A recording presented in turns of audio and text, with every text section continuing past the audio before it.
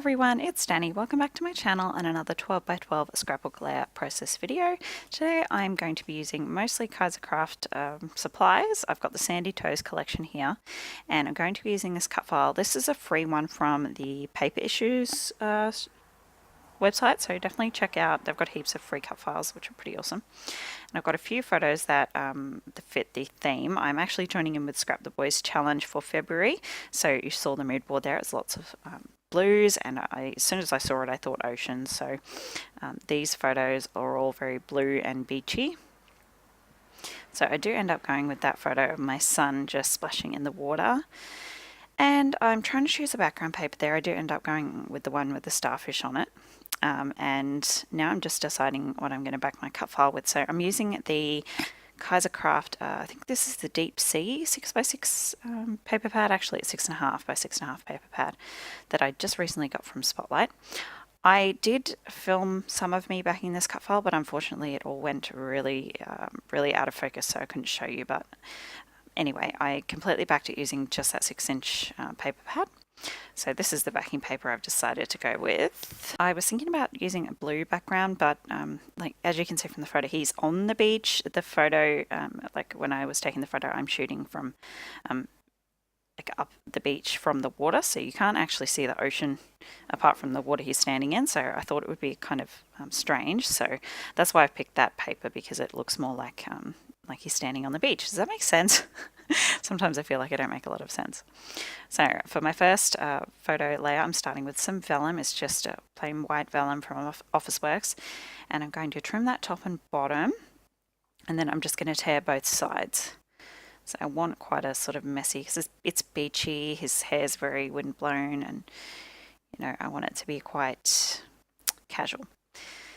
So I'm taking some of the offcuts here that I have left over from when I backed the cut file. I always like to try and use up scraps if I can. So I'm using this lighter coloured wave sort of pattern.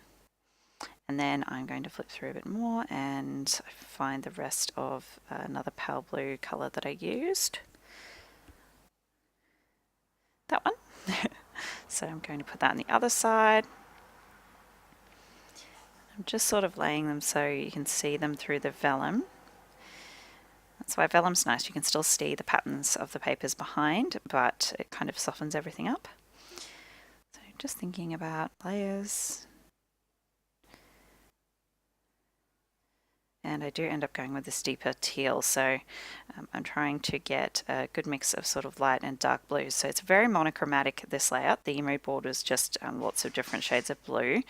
So yeah, I'm trying to get a good mix of those. I'm just tearing that vellum a little bit more. I want it kind of rougher looking, so I've just torn it a little bit more roughly. And then I'm going around with my little Kaisercraft, they're just like little precision scissors, and roughing all the edges. And I'm going to do that with all my photo layers. Just again trying to get that really sort of messy beachy theme going.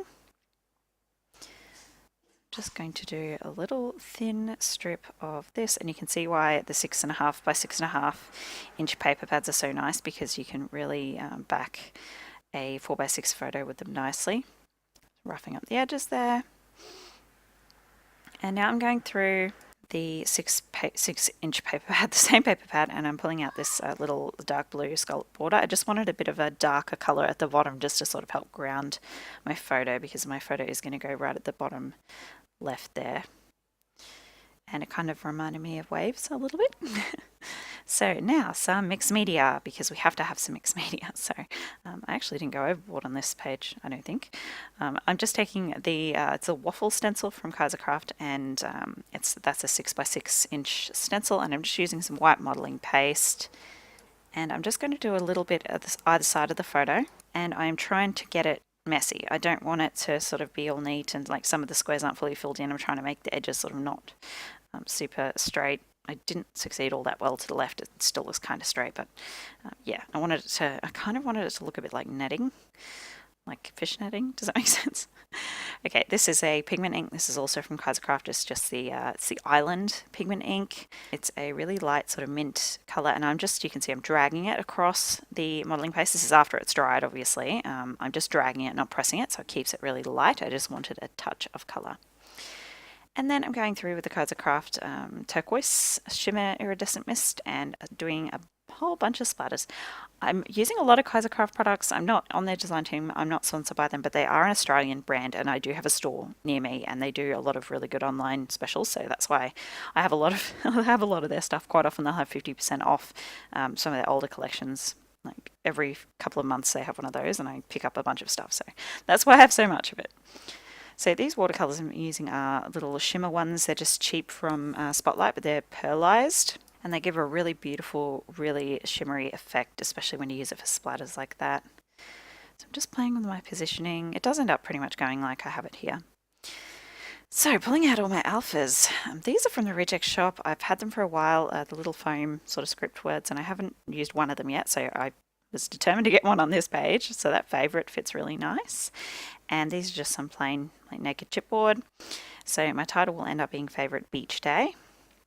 These I'm just going to spray with the same turquoise shimmer mist, and this was what I thought was going to be a mixed media fail, but it turned out to be just fine, because when I spray them you can see there they look really dark because they're just bare chipboard, but you know, bare chipboard soaks in a lot of liquid, so once it dried it lightened up quite a bit, and they're nice and shimmery and perfect. So obviously the next day, those alphas have dried, I've got them on the page, and now I'm just cutting out my journaling strips. This is journaling I've just typed up on my computer using a typewriter font, and I printed it out on some 200 GSM cardstock, just regular white cardstock, and I'm just going to cut it into strips, and it will pretty much go up there. I'll cut it up a bit more, you'll see a bit later, but it will go above my photo there.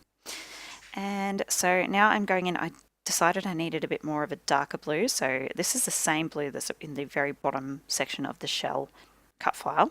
It's quite a deep colour, and it has a nice subtle pattern too, so I'm just going to add a little bit of that to either side of my photo mat. This was kind of a last minute decision, but I'm glad I did it. And then I will go through and just rough those up, same as I've done with all the others. And now I'm going to think about backing my photos with foam. My photo mat gets backed, and so will the cut file. So this is just the adhesive foam from Spotlight that you can get in packs of, I think it comes in packs of 10 or so. I'm just going to use that to lift my photos up, my photo up off the background a little bit, and I want to tuck that shell cut file in between the layers of the photo a little bit, so I need to raise that up as well. And because it's such a big, like kind of odd shape, I'm just going to trace around it on the back, like the peel off backing of the adhesive foam, and cut that out. And that made it a lot easier than trying to, you know, cut a bunch of different pieces that fit right. I mean, it's not perfect, but you can't tell. So that's positioned pretty much exactly where I want it. Now I decided I'm going to tear up a bit of this bottom corner. Now it's funny because you can see now that my direction is sort of diagonal across the page from top right to bottom left, but by the end of the layout with this little torn piece down the bottom and my other cluster that I put in, your eye is naturally drawn the other way from top left to bottom right, so it's kind of funny. But anyway, I'm just tearing it and sort of rolling the edge a bit with my finger. And I'm just going to adhere this little, it's just a little scrap I have left from when I was matting my photo. And I'm going to pop that just there. I'm going to put my title down here. So I felt like the title was sort of just floating there without that torn piece. I'm glad I did it. So I've placed my journaling. That's not glued down yet, but it's just sort of placed. I'm going to have it pretty much where it is, sort of curving around the edge of the shell cut file.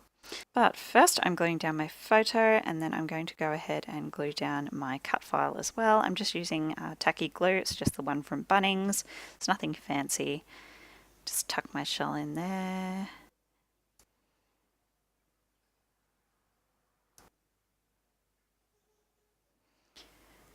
And now I'm going to go ahead and glue down my little, I just have the date and the location down at the bottom there in little strips. And then these chipboard are sticky, but I always like to add a little bit of glue to those as well. Put those in there.